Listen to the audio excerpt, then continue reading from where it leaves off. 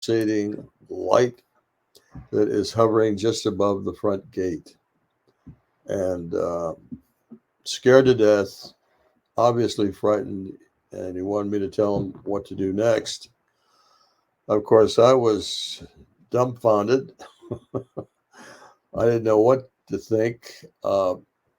I knew he was serious. This was a serious report. This, and by the way, they had no ability to control things up topside. Uh, I told him something like, make sure the facility is secure, and uh, and then he jumped in and said one of the guards was injured. He had to go, and he hung up the phone. So I went to wake my. First thing I did, actually, to be honest, was to look over at the status board that we had on the status of the missiles. We could tell if they were operational by lights that showed their status, and they were all green at that time. Uh, I went over to wake up my commander, who was taking that rest break, and started to tell him about those phone calls. Then all of a sudden, we get some bells and whistles going off in the capsule, and we both look at the board, and sure enough, one of the missiles just went what we called no-go condition. Uh, the light went from green, which is operational, Mm-hmm. to red, which is a no-go condition. In other words, it could not be launched. And then very shortly after that, the rest of the missiles went down. And all this while this object was still up there. Uh, we went ahead, and there were also a couple of the launch facilities where there was a potential incursion in the facility. In other words, we had indicator lights that told us if something or someone or something was trying to get into one of the launch facilities where the missiles were. We had two of those facilities that indicated that. So we went through our checklist. My commander called the command post back at Great Falls or Malmstrom Air Force Base, and I called upstairs to see what was going on up there and to report these incursion lights or indicators of potential incursion into two of the facilities, and ordered them to go out to those facilities. I asked about the object uh, to the flight security controller, and he said it had just flown off. So, as I said, the object was above us at the time the missiles were disabled. Okay. So I have a question. Now, the, after the second frantic phone call, I want to I put a pin in two things that you said. One of the guards was injured. Now, this is maybe inconsequential, but did you ever figure out what the injury was, and was it related to what was happening? The next day, after we were relieved, I went up and talked to the flight security controller. He's the main guard, and asked him about the man who had been injured. All right, either the next morning or on that call I just told you about. Mm-hmm. And he said that uh, it, the injury had something to do with his rifle, or he tried to climb the fence. I'm not uh, sure about that, and he wasn't sure but he did cut his hand. It was not from the object itself that the injury occurred. He cut his hand, uh, and they thought the gash was big enough that he needed stitches, etc. So They had to send him back to the base, So, and they did do that. Mhm. but so could it be safe to say that he was trying to get a better vantage point of this object? Um, Uh, I mean, who knows what he was really doing? I guess we'd have to ask him about that. But the second thing, now when in pre by the way, Tyler, I got confirmation by letter from a man who was part of the security squadron, and he had heard at the barracks. You know, they all stayed at the same barracks. Yep.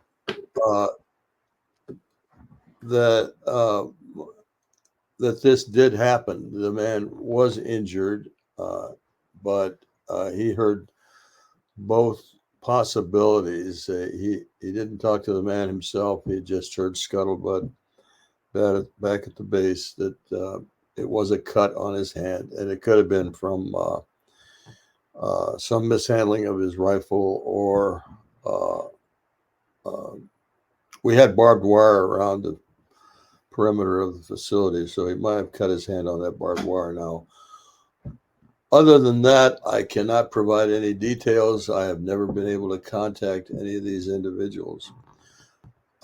They did call me the next day. Um, I don't know how they got my home phone, but one of them called me, and they were begging me to come talk to them.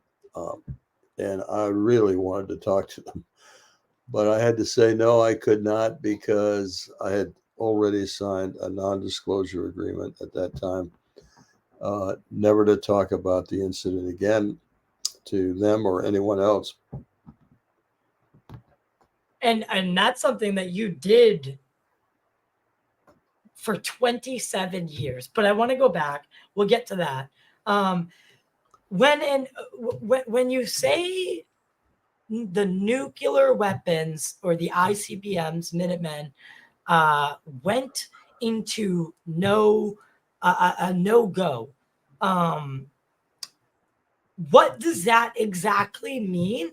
And I know that these weapons, they are not connected to each other, so it's almost like a safeguard, so that if one does go down, that the rest are not affected.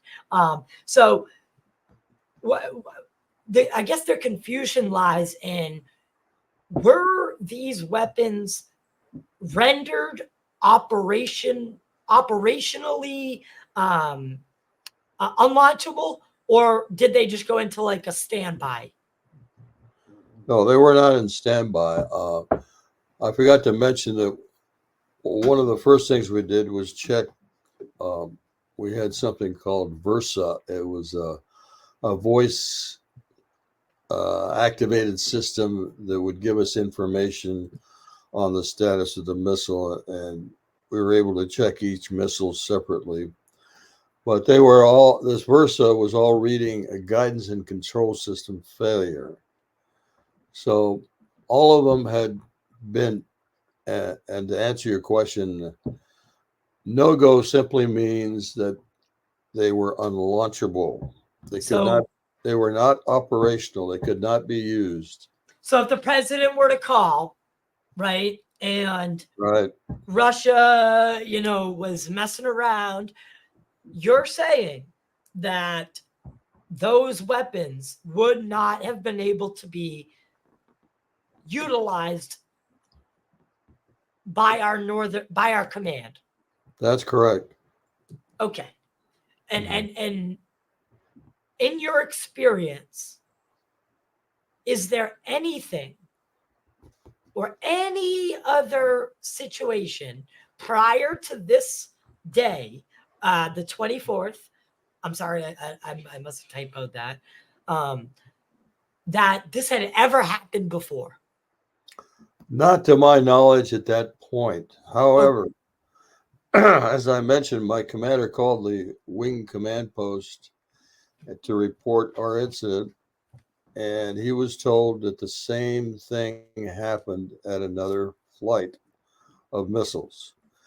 Um, Now, my commander told me this after he was finished with his call, and I thought at the time um, he meant that evening, but in fact, he was telling me about uh, an incident that occurred 8 days earlier, and that's called the Echo Flight incident. I was at Oscar Flight.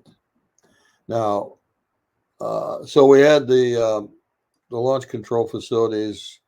We simply used letters of the alphabet to identify them, and they were basically cookie cutters of each other. You could hardly tell the difference between one or the other than they were in different locations. But and I just want to make that point because later on I'll mention why I was a little confused as to exactly where I was when I started researching this in earnest. Right, right. So, okay. So now we've established that because I have that somewhere here that OSI or Air there Force Officer, yep, Special Investigation, right? had put out I don't know if it was after this incident. I don't have the date in front of me, but they had put out essentially a memo saying that they were having incursions, and it was specifically at our nuclear installations. So Well, I'm just wondering if it was before or after. I'm not sure what document you're talking about. I've never seen any document by AFOSI stating that they had incursions at nuclear facilities. If you've got such a document, I'd love to see it. I've never seen it. Yeah, I'm gonna have to look into that one because that is that because that was told to me by multiple people, including Richard Doty of OSI. But again, he is Rick Doty, and people see it both ways. But to go back to the incident, um,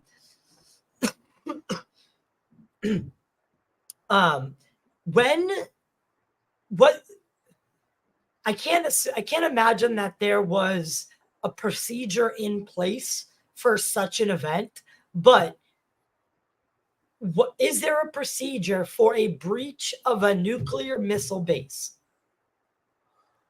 Okay, good question.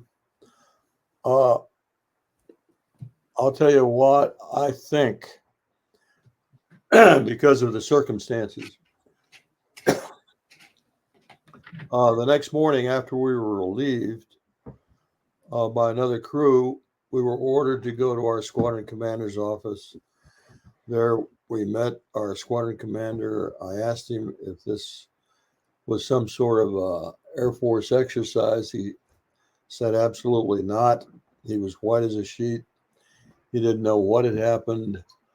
Um, but right away, they had prepared there was a man from AFOSI, Air Force Office of Special Investigations, in the office, and they shoved the non-disclosure statement in our faces and said, "Sign here."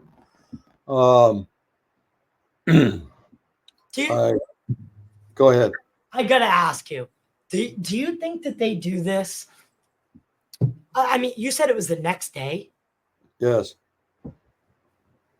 Do you think that there is a coordinated now I know we're kind of like skipping ahead, but do you think there is a coordinated effort by our government to not let these kind of incidents get out into the public?